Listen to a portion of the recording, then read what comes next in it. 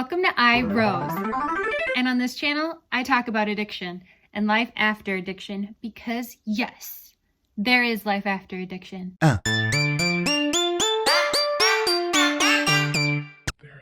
All right, today I wanted to talk about things I wish I knew before I got addicted to substances. Things I wish I knew before my life completely changed. I wanted to put a little bit of a disclaimer out there.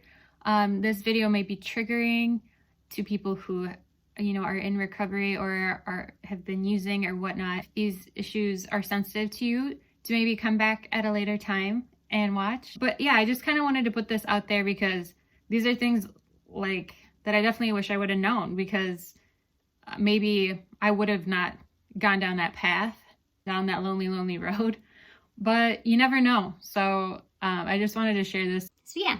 So number one, definitely that there are long-term side effects. I didn't know that there would be like long-term side effects for a really, really long time. I mean, they're kind of ongoing, I guess. I was an addict from, starting around like 19 years old. And something I learned recently is that your brain is still developing until your mid-20s. So my brain was influenced by these substances, and to a point where it literally like mutated my brain. Certain things, so for depression or like anxiety, intrusive thoughts, like my brain was affected by these things. So they were mind altering. Knowing that, I think I would have thought twice, maybe a little bit. And then I'm like, okay, well, this could really affect me down the line. Number two, there is a huge sense of isolation. You lose touch with like those people that you were closest with, because I had a lot of friends growing up, and then I got into substances, and it was like, okay, well, where'd everybody go? Nobody wanted to talk to me that I used to hang out with, and I didn't know why, but it was like I was slowly isolating myself, with my behaviors and the choices that I was making. So that would definitely be something I would have liked to have known. Number three, this goes on with number two, because in replace of the isolation, you do have some friends, but they're bad friends. They're not good. They're bad influences. They kind of tend to want to bring you down and stay down. I had an instance where things that I was taking, they were laced with other things and I didn't know. I found out later, and it was just like, these people, they wanted to hurt me. I couldn't understand why, but it's something, you want to protect yourself and stay safe. So definitely I would not recommend doing drugs. So number four, you're set back in life. It's a truth. I mean, this is something that I'm still kind of dealing with. Like, I don't know why, but recently I just kind of like, looked to see what some of my old friends were up to. And it's like, okay, well, yeah, they're on a different path, obviously, but like they're married and have kids, like, and it's kind of like, okay, well, I'm at my mom's basement, but we're going to make it work. So yeah, I guess like if you would have told me before taking drugs, like, oh, you're going to be this age and you're still going to be in your mama's basement, maybe I would have stopped. Maybe I'd be like, well, but who knows? Because this economy, a lot of people who were not on drugs are in their mama's basement. So I guess not to feel too bad about that one.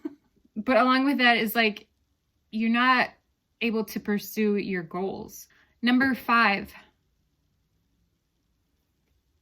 you lose everything. I mean, you lose everything, like essentially your mind as well. But no, like I had to file bankruptcy. I was very lonely, and things like you don't think about, like I lost half a tooth when I was like pummeled by a police officer. So that happened. I lost my home. I mean, if I would have known these things, I would have not gone down this path. Like so many things happen. Like I would have stopped. I would have not gone down this path. But here I am, and so it does turn up and out. Number 6, not everyone's gonna forgive you. Like, you're not gonna be able to reconnect with some people. Not everyone is gonna just be like, give you a hug and just, forgive you, because this goes in with number 7. Number 7, not everyone understands addiction. So people don't know what you're going through. They don't understand that, like, you can't help it, like, people just think like, oh, they're just judgy. Like, they just look at them go down this bad path. Like, look at that loser. But it's more like, okay, no, this is genetic. This is mental. This is something I can't help. And yeah, so people don't understand that. So it's just, that was a tough part. I wish, people could understand a little, have a little bit more compassion towards people who are addicts, struggling, because that would definitely help to make the world a better place. Number 8.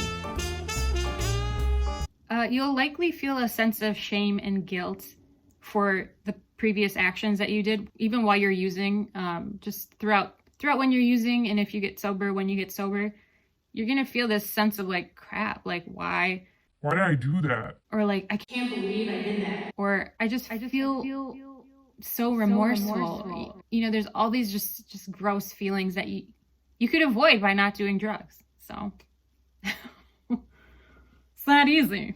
Wish it was that easy. Okay. So yeah, but that took years to heal. So, and for some people, it doesn't go away. And there are little remnants, stuck inside where it's just like, ugh.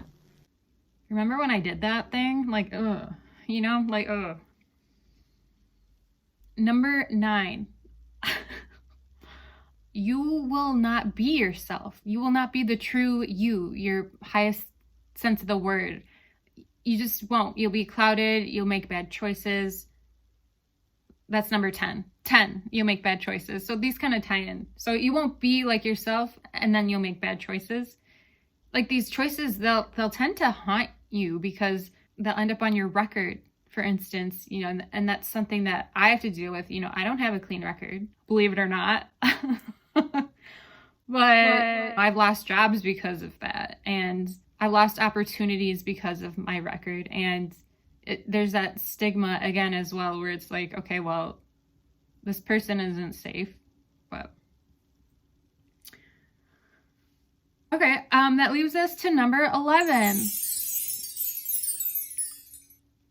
Getting clean is the toughest thing ever. Like, literally, it's probably the toughest thing anyone would ever do in their life, is getting clean from drugs, substances, whatever, gambling. I mean, there's so many things, phone. You can be addicted to so many things. It's tough. It's a daily thing. I mean, it's really, really, it's not impossible, but it's difficult. And so, but thankfully there are a lot of resources out there to help people get clean. It's lonely and it's not easy. I just think, if you could avoid becoming an addict, that's my number 1 tip, right?